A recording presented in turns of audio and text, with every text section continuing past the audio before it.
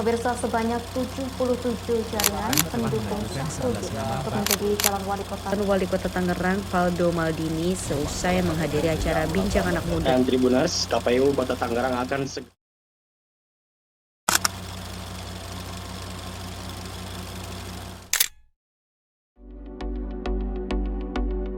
Selamat datang di perjalanan menuju perubahan. Tangerang 2024, meniti asa, menata realita. Inilah saatnya kita menentukan masa depan bersama. Pada 27 November 2024, Tangerang akan menjadi bagian dari pilkada serentak yang diadakan di berbagai daerah di Indonesia. Sebanyak 1 juta jiwa warga kota Tangerang akan berpartisipasi dalam pemilihan yang sangat penting ini. Beragam calon termasuk Valdo Maldini, Syahruddin, dan Haji Iskandar telah mulai memperkenalkan visi misi mereka kepada masyarakat kota Tangerang. Isu-isu strategi seperti peningkatan kualitas pendidikan, layanan kesehatan, pengembangan infrastruktur, dan kebijakan lingkungan menjadi topik utama dalam kampanye mereka. Kalau fokus di kota Tangerang, politik pasti akan melakukan pilkada serentak. Nah, tentunya bahwa partisipasi masyarakat ini menjadi bagian penting. Sejauh mana bahwa ketika masyarakat ini, siapapun yang mau mencalonkan menjadi wali kota Tangerang, ini berusaha sungguh-sungguh ingin menjalankan aspirasi warga.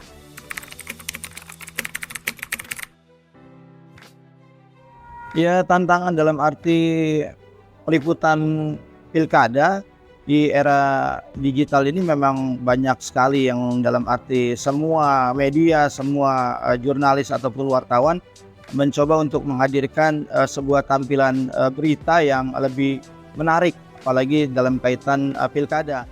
Tahun ini, pilkada kota Tangerang berlangsung lebih meriah dibandingkan sebelumnya.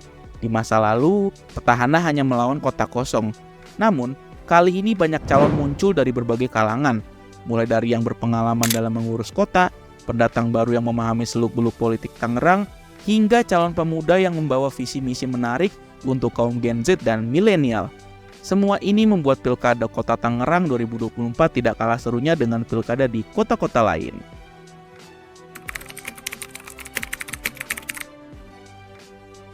Ya, saya kira Gen Z ini harus berpikir rasional. Bagaimana keberpihakan gagasan, ide yang betul-betul mengakomodir golongan Gen Z, itu yang penting. Gen Z harus tahu bahwa suara dia menentukan, bahwa dia harus berkontribusi kepada kota, negara, provinsi ini begitu. Makanya dari itu bahwa politik itu adalah bisa bicara soal hajat hidup orang banyak, itu yang harus diketahui oleh Gen Z, sehingga dia tertarik bahwa ketika dia mempunyai hak pilih itu, ya sebenarnya itu adalah salah satu upaya konkret dia peduli kepada kebijakan-kebijakan di negara ini. Ini harus catat. Baik, untuk saya pribadi gitu ya, masalah mengenai umur terus pencalonan dengan pilkada itu nggak masalah ya, mau tua maupun muda. Selagi dia memiliki sifat-sifat memang ataupun tabiat-tabiat yang dibutuhkan untuk kota Tangerang lebih khususnya. Dengan yang mencalonkan muda dan tua pasti itu lebih bagus ya. Karena kita ketahui bahwa yang muda itu tidak bisa dianggap sebelah mata, karena mereka juga memiliki gagasan yang bagus untuk kota yang akan dicalonkan. Dan juga tidak boleh meremehkan kayak generasi yang sudah tua, karena kita tidak bisa bilang juga ya mereka tinggalan zaman, karena kan kita perlu belajar, namanya pengalaman, jadi kita harus saling menghargai sih. Kalau menurut saya sih lebih ke dominan yang lebih muda ya, karena yang kalau lebih yang tua itu anak-anak muda itu sepertinya kurang mengenal.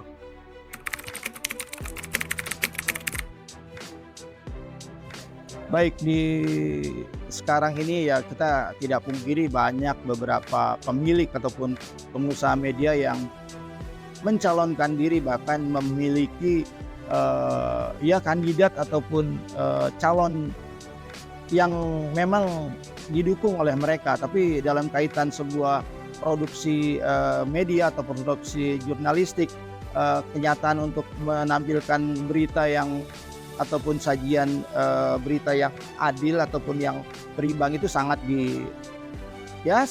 kita dalam arti tidak sampai masyarakat itu melihat kita menaruh semacam tidak seimbang untuk satu calon dengan calon.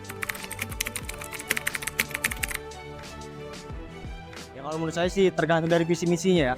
Percuma kalau misalkan dia sudah berpengalaman atau misalkan sudah lama di bidang itu, tapi kalau visi misinya jelek atau untuk diri sendiri, buat saya sih ya kurang aja sih. Saya melihatnya dari visi misinya aja sih, begitu. Ya, kalau untuk kedepannya, kalau misalnya ada yang udah berpengalaman 5 tahun tapi kinerjanya tidak ada yang menonjol, ya masalahnya kita memilih yang lebih muda, yang mungkin ada berpotensi untuk mengembangkan Kota Tangerang lebih baik ke depannya.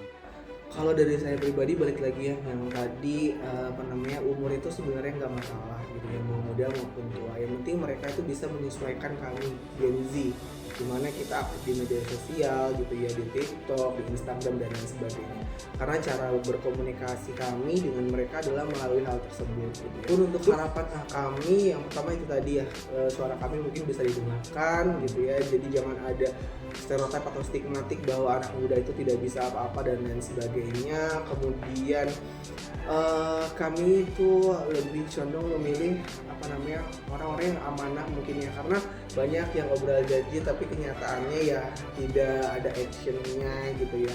Lebih baik memperlihatkan aksi nyatanya langsung daripada hanya saya akan ini gitu. Saya sebagai generasi milenial, saya berharap pemimpin itu yang jujur, amanah, dekat dengan rakyat, dan tahu akan keinginan dan kebutuhan rakyat.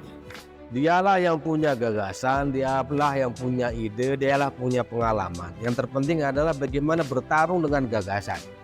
Bagaimana melibatkan seluruh komponen ini untuk memajukan Kota Tangerang, itu yang penting. Bagaimana dia punya cara, strategi yang masuk akal untuk menyelesaikan sebuah persoalan. Itu yang paling penting menurut saya. Bukan soal muda dan tua begitu, tapi bagaimana dia juga mengerti soal Gen Z, bagaimana dia juga mengerti soal generasi milenial misalnya. Intinya adalah bagaimana dia seorang problem solver, itu yang terpenting. Bagaimana anggaran itu betul-betul buat kemaslahatan masyarakat, itu menurut saya.